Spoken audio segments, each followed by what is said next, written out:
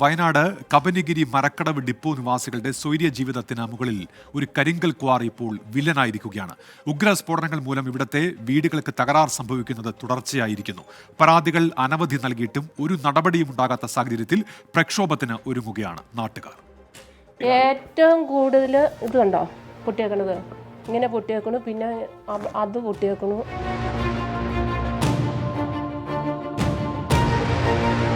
വെടി പൊട്ടുമ്പോൾ ഇങ്ങനെ പടപടാന്ന് നടുങ്ങുക.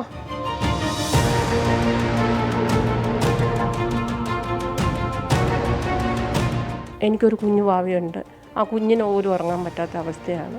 ഒരു വീടെന്ന സ്വപ്നം യാഥാർത്ഥ്യമാകുന്നതിന് എത്രയെത്ര കഷ്ടപ്പാടാണുള്ളത്. മരക്കടവ് ഡിപ്പോ പ്രദേശത്ത് വീടുകളുടെ സ്ഥിതി ഇപ്പോൾ ഈ വിധത്തിലാണ്. ഇവിടെ വില്ലനാകുന്നത് 7 മാസം മുമ്പ് പ്രവർത്തനം തുടങ്ങിയ ഒരു ക്വാറി.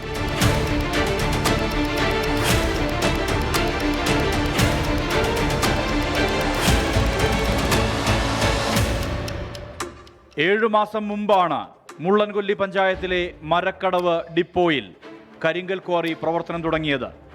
അന്നു മുതൽ തുടങ്ങിയതാണ് നാട്ടുകാരുടെ ദുരിതം. ഉഗ്രസ്ഫോടനത്തിൽ വീടുകളുടെ ഗതി ഈ വിധം. ഇവിടുത്തെ അവസ്ഥ, ഈ ക്വാറിയുടെ പ്രവർത്തനം തുടങ്ങിയതിന് ശേഷമാണ് നമ്മൾ ഈ വീടുകൾ മുഴുവൻ ഇങ്ങനെ വീഴാൻ തുടങ്ങിയത്. മിക്കവാറും വീടുകൾക്കൊക്കെ ഉണ്ട്. ഇപ്പം ഇത് തുടങ്ങിയ ശേഷമാണ് ഇത് ഇങ്ങനെ പൊട്ടൽ തുടങ്ങിയത്. ഇപ്പം അകത്ത് കിടക്കാൻ നമുക്ക് പേടിയാകുക.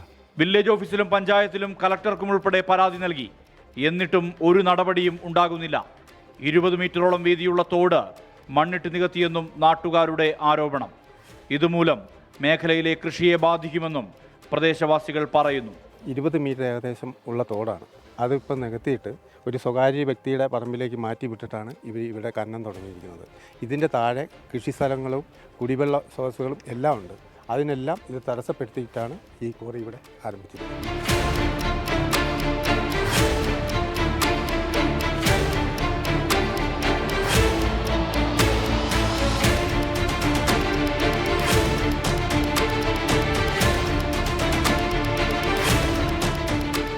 ഈ സ്ഥിതി തുടരാനാകില്ലെന്നും അധികൃതർ നടപടിയെടുത്തില്ലെങ്കിൽ പ്രക്ഷോഭ വഴി സ്വീകരിക്കേണ്ടി വരുമെന്നും നാട്ടുകാർ വ്യക്തമാക്കുന്നുണ്ട്.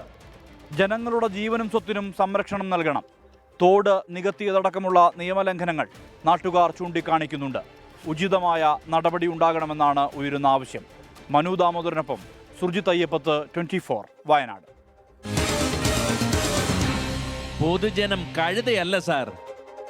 അപ്പോൾ ആ കരിങ്കൽ ക്വാറി അങ്ങനെ പ്രവർത്തിക്കുമ്പോൾ അത് ഒട്ടേറെ ജനങ്ങൾക്ക് അവിടെയുള്ളവർക്ക് അത് ഭീതിക്ക് കാരണമാകുന്നുണ്ട്. ഈ സ്ഥിതി തുടരാൻ കഴിയില്ല എന്ന് പ്രദേശവാസികൾ ഒറ്റക്കെട്ടായി പറയുന്നുണ്ട്. അധികൃതർ നടപടിയെടുക്കണമെന്നാണ് അവരുടെ ആവശ്യം. പ്രതികരണങ്ങളിലേക്കാണ് ഇനി.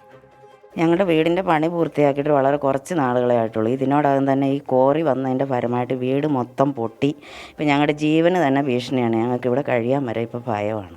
ഇപ്പോൾ ഒരു കുറഞ്ഞ കാലമായിട്ടുള്ളവർ പൊട്ടിക്കാൻ തുടങ്ങിയിട്ട് എങ്കിൽ പോലും ഇപ്പം അത് ഈ വലിയൊരു ദുരിതം. എല്ലാ വീടുകളും പൊട്ടിയിട്ട് ഇതേപോലെ ഇങ്ങനെ പൊട്ടി വരുവാണെങ്കിൽ ഏകദേശം ഒരു 2 വർഷം കൊണ്ട് ഈ വീട് മുഴുവൻ നിലം പതിക്കും. അതേപോലത്തെ പൊട്ടലാണ് പൊട്ടിക്കുന്നത്. ഈ ക്വാറിയുടെ പ്രവർത്തനം നിമിത്തം ഈ പ്രദേശവാസികളുടെ ജീവനും സ്വത്തിനും ഭീഷണിയാണ്.